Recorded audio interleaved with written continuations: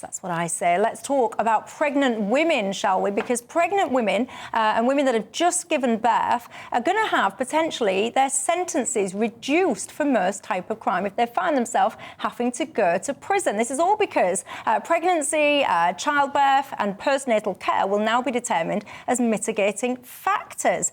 This will be here in England and Wales, and it'll come into effect at the start of April. And I wonder what you make to this. Now, someone has been in touch, wants to remain anonymous, so I shall honour that, but I think their comment is interesting, so let me read it out. This person says, I work as a medic in a female prison with a mother and baby unit on site. I'm a registered paramedic. This person says that pregnancy, in their view, should absolutely not lead to a reduction in sentence because crime is crime no matter what. They should be treated the same as everybody else. They go on to say there's healthcare on site and support for the mums. There is even on-site midwives. The care and support they get is second to none, and thereon and thereforth.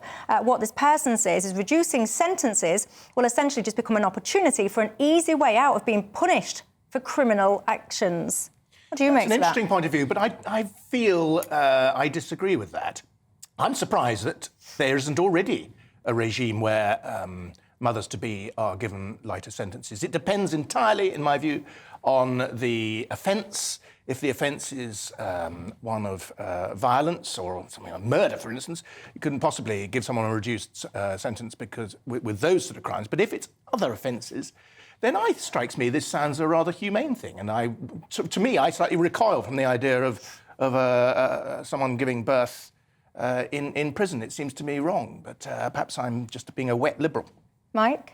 I mean, I didn't know the stats on this, actually. I was just reading about it. And women in prison are 7 times more likely than women are not in prison to have a stillbirth. And they're twice as likely to give birth prematurely, which puts both mothers and babies at risk. So given those numbers, this should absolutely have been in place donkeys years ago, and I'm very, very glad that it's being put into position now. Clearly, there are other ways to punish somebody for a crime, but what is absolutely true is that the mother may have committed a crime, the baby has not, and anything that puts the baby at risk needs to be done away with, including, if necessary, the mother being in prison. However, Obviously, there is the argument, maybe the baby would be better looked after, which would, this is the eyewitness account we just heard. Well, clearly that's for social services to decide. Yeah, might be better looked after in prison. I mean, if the baby isn't going to be well cared for, there's provision in place through social services for that to be addressed. I do want to state the obvious point that there's a really obvious way to not have women giving birth in prisons and all the rest of it, and that is for those women not actually to be committing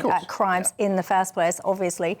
I saw the same stats that you saw, Mike, and it pricked my eyes and ears up as well when I heard those kind of stats, because they are really alarming. What was it again? About 7 times more likely to have a stillbirth or something like that. Twice as likely for premature, yeah. 7 times more likely stillbirth, twice likely. But then, and I don't know if I was being harsh, I was thinking, well, how much of that is a reflection of the fact they're in prison? Because I know in male prisons, a lot of the population, for example, take drugs. And if there's a female prisoner that's taking drugs and happens to be pregnant, well, then, of course, you're going to be exposing yourself to greater risk of stillbirth and all the rest of it. So for me, I saw those stats, but I didn't really conclude anything from them other than they were sad. And I would have wanted a bit more information about what else. Well, the piece I've read, probably the same as the piece you've read, doesn't go into detail as to why, but nonetheless, that is the outcome. So either something has to be done in prison to make that not the case, or those women need to be not in prison. But whatever happens... Maybe instance now that if you're a lady and you're coming up for a court case, you might go and get yourself up the duff. Well, that's exactly the point that one of my viewers, Michael, makes. He says what's going to happen next is that any would-be criminal, if they try and get themselves pregnant in advance of their crime, perhaps, or in the gap before sentencing, then they know they'll get a lesser sentence. Ian says, I'm a retired prison officer. I've worked in male and female establishments, and it's a well-known fact, he says, that female criminals found guilty of comparable crimes to men already have reduced sentences given by the courts. He says, if anything, we need to be going the other way, and female sentences need to be increased in line to fall as a comparable to men. What all this prisoner cell block age. Well, that's I mean, we already have a massive prison population compared to most other nations that are comparable to us. Let me ask we already have way too many people in prison. Adding to that, particularly women, is A, unaffordable, B, there isn't enough prison space, and C, probably wouldn't lead to any beneficial outcomes in terms of crime. Let me come back on you, though. You've just knocked back on what Michael said there in terms of equalising sentences between men and women. I must confess, I've not studied hugely whether or not there is this disparity, so I'll take him on his word. He's worked in that profession. He suggests that there is.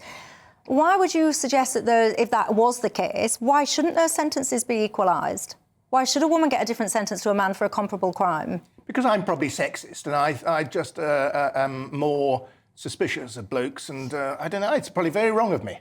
But I am inclined to be softer on female suspects, I guess. But you see, I find that fascinating because... I haven't thought it through properly, but that would be my honest answer. As a woman, you can't have, on the one hand, start crying and begging everyone for equality when it suits you, and then on the other hand, start saying, whoa there, I'm a female, so therefore treat me better and, more loosely and softer. You can make that argument, I can't.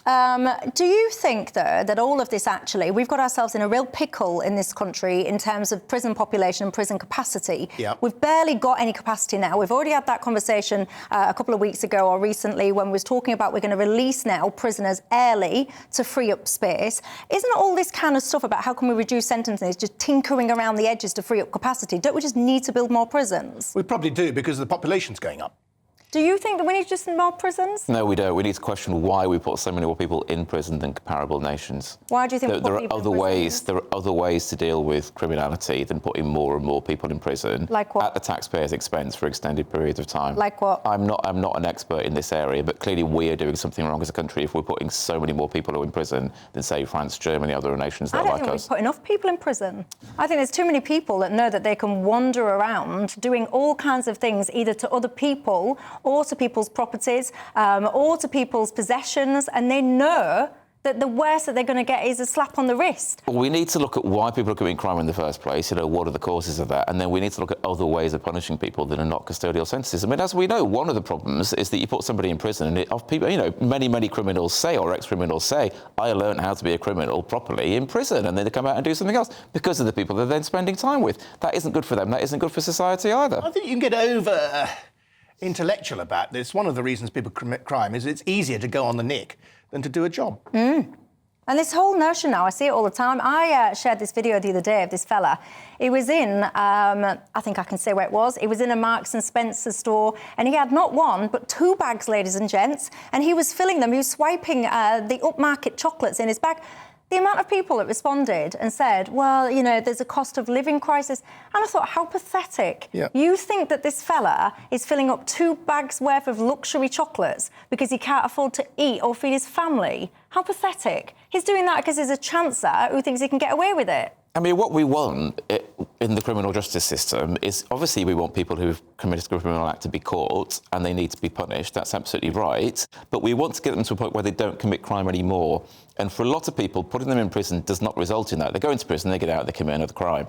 And what we need to do is rehabilitate people. I have to say, I'm not an expert on this, but I know there's been a lot of good thinking done on ways to, A, punish people and, B, rehabilitate them so they don't commit crime anymore. That is not just incarcerating people and leaving them to it. Do you think everyone's capable of all criminals are capable of being rehabilitated? No, I don't. I think obviously there are some exceptions, but I think that is true for the vast majority. But clearly, some people need to be put away for life. I mean, Wayne Couzens springs to mind. I mean, that person, can never be released from prison, and it wouldn't be safe for society if he was. Because some people would say, when you got someone like the likes of Wayne Couzens, bring back the death penalty, do away with him. Why spend all of this fortune keeping him in prison for what? Because that isn't what we do, and also clearly you cannot do that even for somebody like him. I mean, clearly we all know that he did what he did, but you can't do that because there are miscarriages of justice which take place.